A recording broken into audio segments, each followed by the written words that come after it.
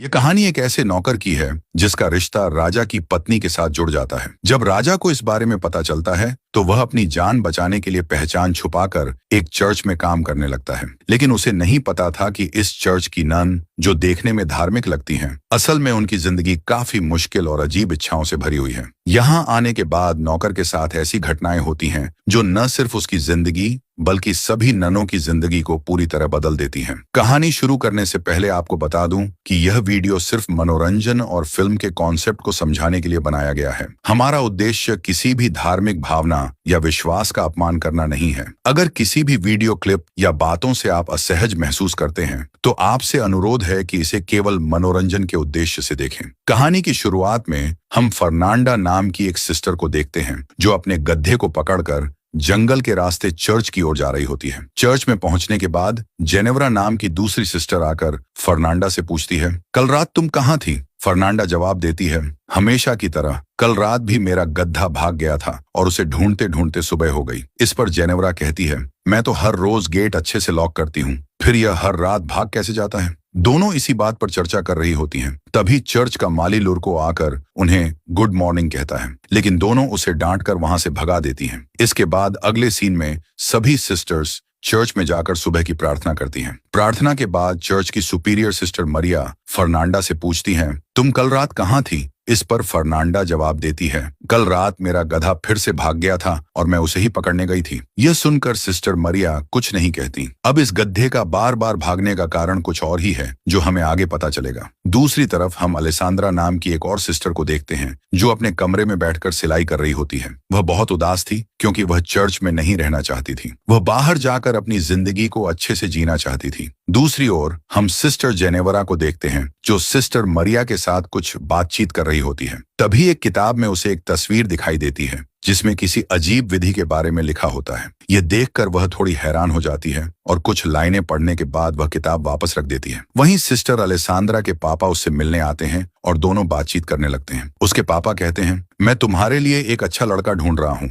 लेकिन परेशानी यह है कि जो भी अच्छा लड़का मिलता है वह बहुत ज्यादा दहेज मांगने लगता है। इस पर अलेसांद्रा कहती है, अगर आप चर्च में दान देना थोड़ा कम कर दें तो शायद दहेज के पैसों का इंतजाम हो जाएगा। पर उसके पापा कहते हैं, ये करना सही नहीं रहेगा। तुम चिंता मत करो और अपने करियर पर ध्यान दो। शादी हो या न हो, पर तुम अपनी जिंदगी अच्छे से जी सको, ये ज्यादा जरूरी है। ये सुनकर अलेसांद्रा बहुत दुखी हो जाती है क्योंकि वह शादी करके ही एक अच्छी और खुशहाल जिंदगी जीना चाहती थी। अगले दिन हम तीनों सिस्टर्स को एक साथ देखते हैं जो अपने बुने हुए कपड़ों को लेकर जा रही होती हैं। अलेसांद्रा अपने पापा से हुई बातचीत दोनों सिस्टर्स को बताती है। ये सुनकर वे भी उदास हो जाती हैं। तभी वे वहां लुरको को देखती हैं जो कुछ काम करते हुए उन्हें अजीब नजरों से देख रहा होता है। ये देखकर वे तीनों उस पर गुस्सा हो जाती हैं। अपने दिल का गुस्सा निकालने के लिए वे अंदर जाकर लुरको का सामान फेंकने लगती हैं। इतना करने के बाद भी उनका गुस्सा शांत नहीं होता तो वे उसकी पिटाई भी कर देती हैं। दूसरी तरफ हम इस चर्च के फादर टोमासो को देखते हैं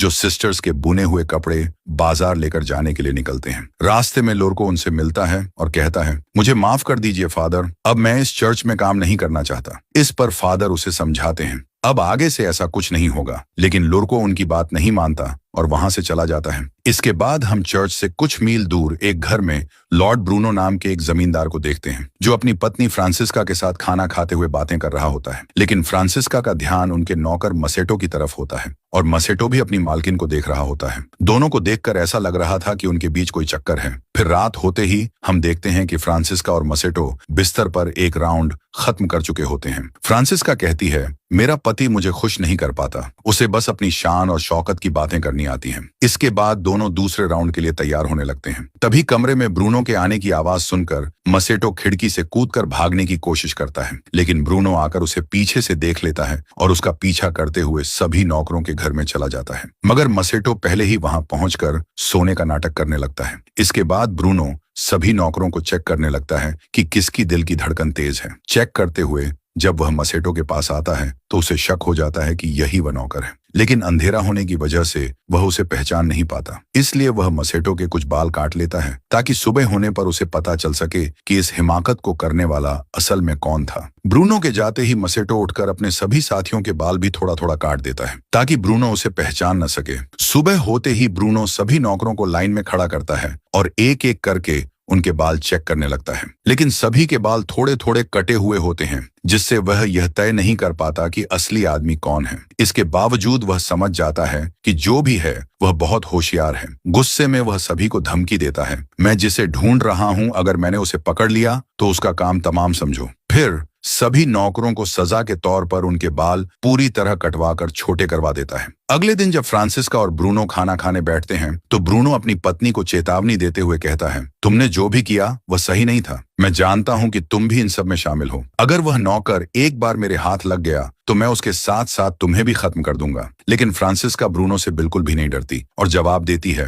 तुम ऐसा कुछ भी नहीं कर पाओगे। इसी बीच ब्रूनो अपनी पत्नी और मसेटो को इशारा करते हुए देखकर समझ जाता है कि वह नौकर मसेटो ही है। इसके बाद हम मसेटो को काम करते हुए देखते हैं और वहां फ्रांसिस्का भी होती है। वह मसेटो के पास आती है और उसके साथ जबरदस्ती करने की कोशिश करती है, लेकिन इस बार दूर से ब्रूनो उन्हें देख लेता है। गुस्से में आकर ब्रूनो अपने आदमियों से कहता है, मसेटो को पकड़कर मेरे पास लाओ। मसेटो यह देख लेता है कि ब्रूनो ने सब कुछ देख लिया है। अपनी जान बचाने के लिए वह वहां से भागने लगता है। ब्रूनो के आदमी भी उसके पीछे लग जाते हैं, लेकिन वे उसे पकड़ नहीं पाते। जंगल से होते हुए भागते भागते मसेटो काफी दूर निकल जाता है। वहां वह फादर टोमासो को देखता है। फादर बाजार जाने के रास्ते में थोड़ा वाइन पी लेते हैं और नशे की वजह से उनकी गाड़ी पलट जाती है। सारे कपड़े नदी में बह जाते हैं। मसेटो यह देखकर फादर की मदद करता है और सारे कपड़े वापस इकट्ठा कर देता है। इससे फादर बहुत खुश हो जाते हैं। जब उन्हें पता चलता है कि मसेटो का कोई घर नहीं है तो वह उसे अपने साथ चर्च में ले आते हैं। फादर मसेटो को कुछ खाने को देते हैं और कहते हैं, तुम्हें चर्च में गूंगे बहरे बनकर रहना होगा, नहीं तो चर्च की सिस्टर्स तुम्हें बहुत परेशान करेंगी। अगले दिन सुबह फादर मसेटो को सिस्टर मरिया से मिलवाते हैं और कहते हैं, मैं एक आदमी लेकर आया हूँ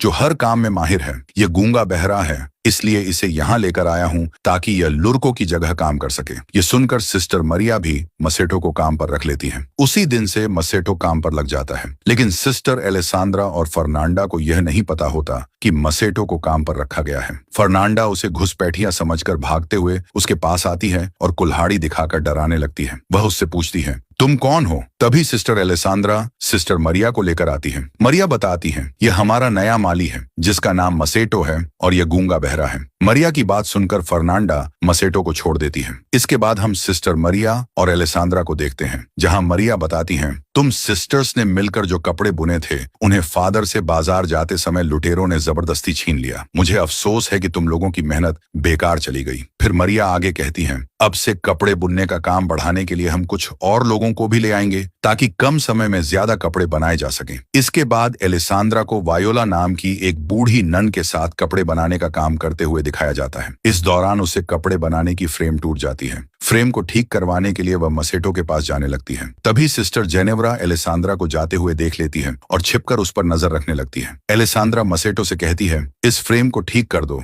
मसेटो फ्रेम ठीक करने लगता है, लेकिन इस बीच एलेसांद्रा अपने दिल की भड़ास निकालने लगती है। वह कहती है, मैं यहाँ नहीं रहना चाहती और ना ही सिलाई का काम करना चाहती हूँ। मैं यहाँ से बाहर निकलकर अपनी जिंदगी अच्छे से जीना चाहती हूँ। मसेटो यह सब सुनते हुए भी कोई प्रतिक्रिया नहीं देता, क्योंकि वह सबके सामने गूंगा बहरा होने का नाटक कर रहा होता है। एलेसांद्रा को भी पता होता है कि मसेटो कुछ नहीं सुन पाएगा और ना ही किसी से कुछ कह पाएगा, इसलिए वह बेझिझक अपनी बातें कहती रहती है। रात के समय मसेटो के कमरे में फादर आते हैं और उससे पूछते हैं, आज का दिन कैसा गया? यहाँ की सिस्टर्स थोड़ी झगड़ालू हैं, जिससे काम करना थोड़ा मुश्किल हो सकता है। मसेटो जवाब देता है, हाँ, कुछ सिस्टर्स सच में काफी झगड़ालू हैं, लेकिन मैं अपना काम संभाल लूंगा। फादर कहते हैं, चिंता मत करो, वो तुम्हें नुकसान नहीं पहुंचाएंगी, लेकिन कुछ भी हो मुझे बताते रहना और उनके सामने गूंगा बहरा बने रहना ताकि वो तुमसे ज्यादा उलझे नहीं। वहीं दूसरी ओर फर्नांडा अपने कमरे में कुछ पढ़ रही होती है। तभी उसकी खिड़की पर कोई पत्थर फेंकता है। वह खिड़की खोलकर देखती है तो पता चलता है कि उसकी बचपन की दोस्त मार्ता उससे मिलने आई है।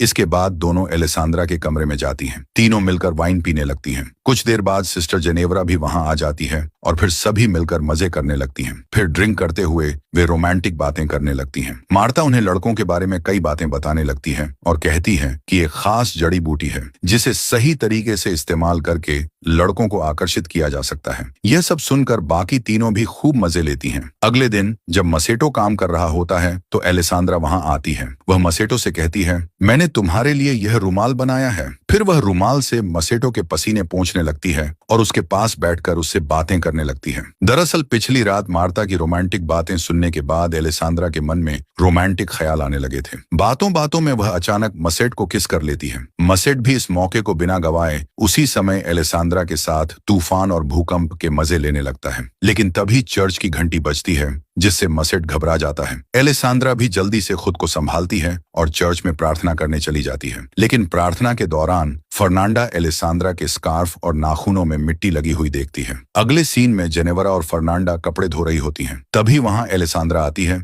जो बहुत खुश नजर आ रही थी। वह उनसे कहती है, कल रात बहुत मजा आया। फर्नांडा पूछती है, तुम यहाँ क्या कर रही हो और तुम्हारे कपड़े इतने गंदे कैसे हो गए? इस पर एलिसांद्रा जवाब देती है, मैं उस नए माली के कामों में हाथ बटा रही थी जिससे कपड़े गंदे हो गए। यह सुनकर जेनेवरा और फर्नांडा को यकीन नहीं होता, क्योंकि एलिसांद्रा कभी कोई काम नहीं करती थी। लेकिन फर्नांडा, जो काफी चालाक थी, समझ चुकी थी कि एलिसांद्रा कुछ छिपा रही है। इसके बाद हम फर्नांडा और मार्ता को जंगल में देखते हैं। वे उस जड़ी बूटी को खोजती हैं जिसका जिक्र मार्ता ने पहले किया था। कुछ देर की खोजबीन के बाद वे उस जड़ी बूटी को ढूंढ लेती हैं। फिर वे उसे उबालकर एक खास लिक्विड तैयार करती हैं, जिसके बाद मार्ता फर्नांडा की आंखों में उस लिक्विड की 2 बूंद डालती है और फिर उसकी उंगली में हल्का सा कट लगाकर थोड़ा खून लेकर उसके गालों पर लगाती है। लेकिन यह सब जेनेवरा छिपकर देख रही होती है। इसके बाद फर्नांडा और मार्ता मसेटो के कमरे में जाती हैं। फर्नांडा उसे चाकू दिखाकर डराती है। फिर दोनों मिलकर मसेटो को अपनी तरफ आकर्षित करने की कोशिश करने लगती हैं। मसेटो को यह सब काफी अजीब लगता है कि वे उसके साथ ऐसा क्यों कर रही हैं, लेकिन धीरे धीरे वह भी अपना कंट्रोल खो देता है। इसके बाद तीनों मिलकर इस तूफान और भूकंप का भरपूर मजा लेते हैं। फिर जब सब खत्म हो जाता है तो मार्ता और फर्नांडा वहां से बाहर आ जाती हैं। तभी बाहर उन्हें जेनेवरा मिलती है, जो उनसे पूछती है, तुम दोनों यहाँ क्या कर रही हो? इस पर वे उसकी बातों का खास जवाब नहीं देती और बहाना बनाकर वहां से चली जाती हैं। लेकिन जेनेवरा को समझ आ जाता है कि वे उससे कुछ छिपा रही हैं। अगली सुबह हेड फादर बिशप चर्च का दौरा करने आते हैं तो फादर टोमासो और सिस्टर मरिया उनका स्वागत करते हैं। दूसरी तरफ मसेटो एलिसांद्रा के कमरे में जाता है और दोनों एक बार फिर से तूफान और भूकंप के मजे लेने लगते हैं। लेकिन इसी बीच सिस्टर वायोला अचानक कमरे में आ जाती है। पहले तो मसेटो और एलिसांद्रा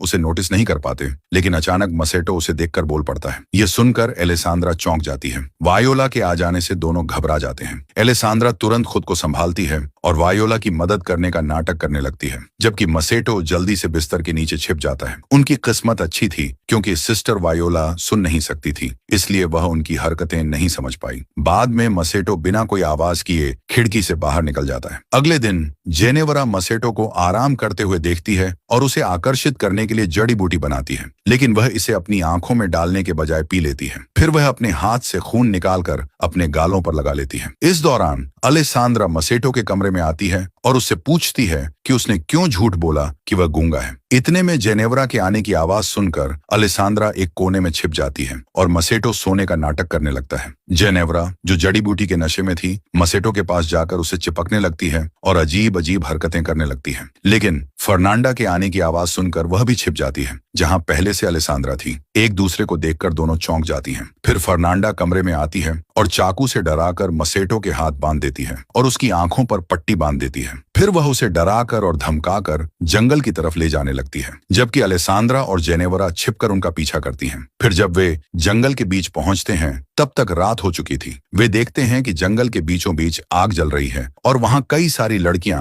बिना कपड़ों के नाच रही हैं। पास में मसेटो को भी बांध कर रखा हुआ था। एलिसांद्रा कहती है, ये लोग क्या कर रहे हैं? जेनेवरा कहती है, मैंने इस तरह की विधि के बारे में एक बार पढ़ा था, जिसमें इंसानों की बलि देकर कुछ लड़कियां चुड़ैल की शक्ति हासिल करती हैं। यहाँ पर हमें पता चलता है कि फर्नांडा रोज गधे के बहाने ये सब करने आती थी और अब मार्टा भी इसमें शामिल हो चुकी है। मार्टा और फर्नांडा मसेटो को बलि देने ही वाली होती हैं। तभी मसेटो डर के मारे बोल पड़ता है, मुझे छोड़ दो। ये सुनकर उन्हें भी समझ में आ जाता है कि मसेटो गूंगा बहरा नहीं है। वहीं नशे की हालत में जेनेवरा भी कपड़े उतारकर उन लड़कियों के साथ नाचना शुरू कर देती है। ये देखकर सभी लड़कियां भागने लगती हैं और मार्टा जाकर जेनेवरा से झगड़ने लगती है कि वह यहाँ क्यों आई है। इसी बीच फर्नांडा मसेटो को बलि देने वाली होती है। तभी एलिसांद्रा वहां पहुंचकर फर्नांडा से चाकू छीन लेती है और मसेटो को बचा लेती है। वहीं जेनेवरा और मार्टा के हाथापाई में जेनेवरा मार्टा को डंडे से मारकर बेहोश कर देती है। फिर फिर उसके कपड़े पहनकर वह गधे को लेकर चर्च की तरफ भाग आती है। चर्च पहुंचकर वह चिल्लाने लगती है कि फर्नांडा एक चुड़ैल है, और यह सब आवाज सुनकर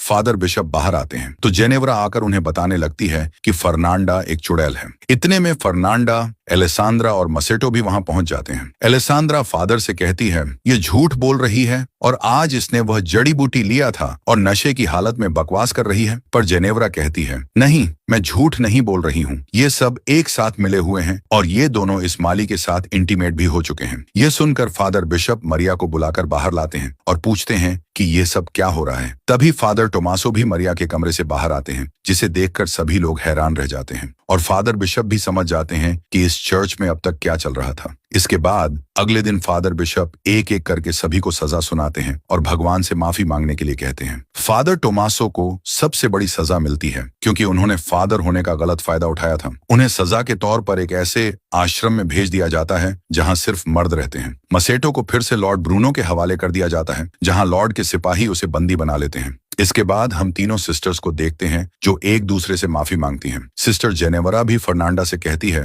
मुझे माफ कर देना। फिर तीनों मसेटो के बारे में सोचने लगती हैं कि शायद लॉर्ड ब्रूनो उसे मार डालेगा, इसलिए वह उसे बचाने का एक प्लान बनाती है। उधर लॉर्ड ब्रूनो ने मसेटो को जेल में बंद कर दिया था और फिर वहां आकर कहता है मैंने अपनी वाइफ को कुत्तों और जंगली जानवरों के साथ बांध दिया है ताकि उसे दर्दनाक मौत मिले, और अब तुम्हारी बारी है, पर मैं तुम्हें नहीं मारूंगा, जिंदा रखकर उससे भी ज्यादा टॉर्चर करूंगा। यह कहकर वह वहां से चला जाता है। इसके बाद मसेटो उन सिपाहियों से रिक्वेस्ट करने लगता है कि वो उसे आजाद कर दें, लेकिन वो मना कर देते हैं और उल्टा उसका मजाक उड़ाने लगते हैं। फिर कुछ देर बाद एक कछुए पर जलती हुई मोमबत्ती देखकर सिपाही उसके पीछे पीछे चले जाते हैं। असल में उस कछुए को सिस्टर्स ने छोड़ा था और उनके जाते ही तीनों सिस्टर्स आकर मसेटो को बाहर निकाल लेती हैं और उसकी जगह एक पुतला रखकर मसेटो को सिस्टर्स के कपड़े पहना देती हैं। फिर उसे लेकर जंगल की तरफ भागने लगती है। वहीं मरिया को देखते हैं जो गड्ढे को साथ लेकर टोमासो से मिलने आती है। दोनों बहुत खुश होते हैं क्योंकि उनके बीच प्यार हो गया था और वे एक दूसरे से दूर नहीं रह पा रहे थे। इतने में कुछ आवाजें सुनकर वे छुप जाते हैं और तभी फर्नांडा अपने गधे को वहां देखती है और हैरान होकर पूछती है